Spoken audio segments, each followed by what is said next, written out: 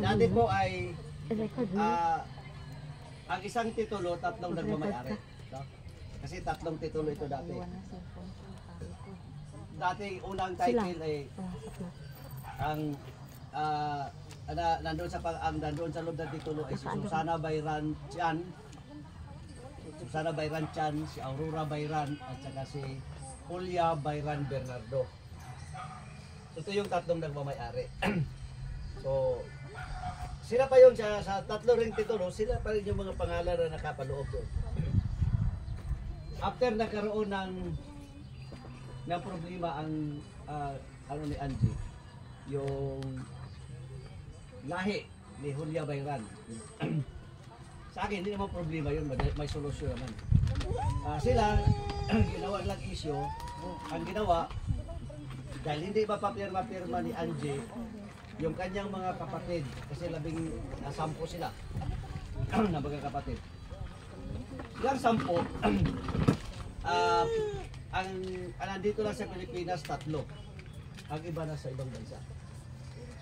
Ngayon, noon pa sana ito, nung nag-CMP ko pa ito, hindi lang makapapirma ng extrajudicial settlement dahil patay na yung lalaki, asawa ni Julia.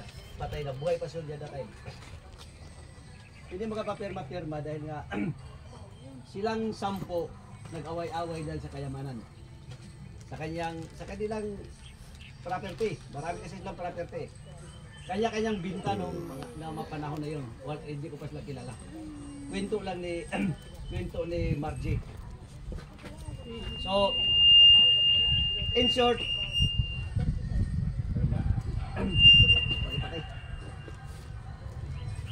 po, patay mo na lang. Patay.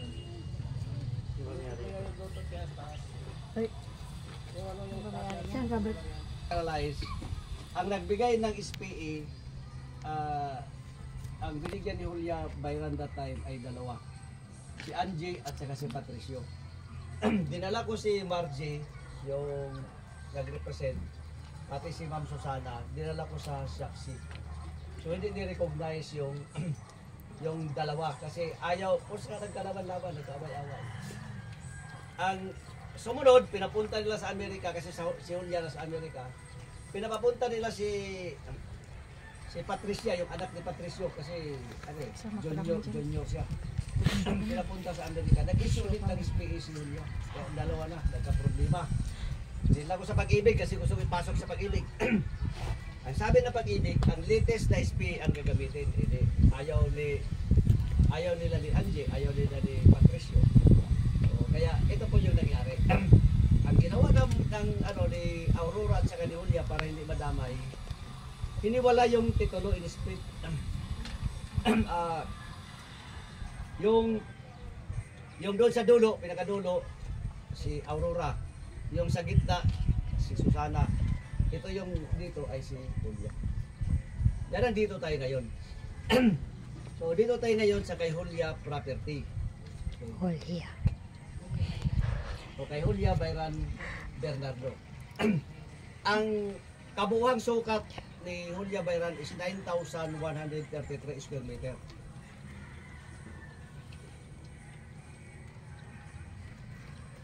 Dahil may development, kasi noon, hindi mo makita yung kabila eh.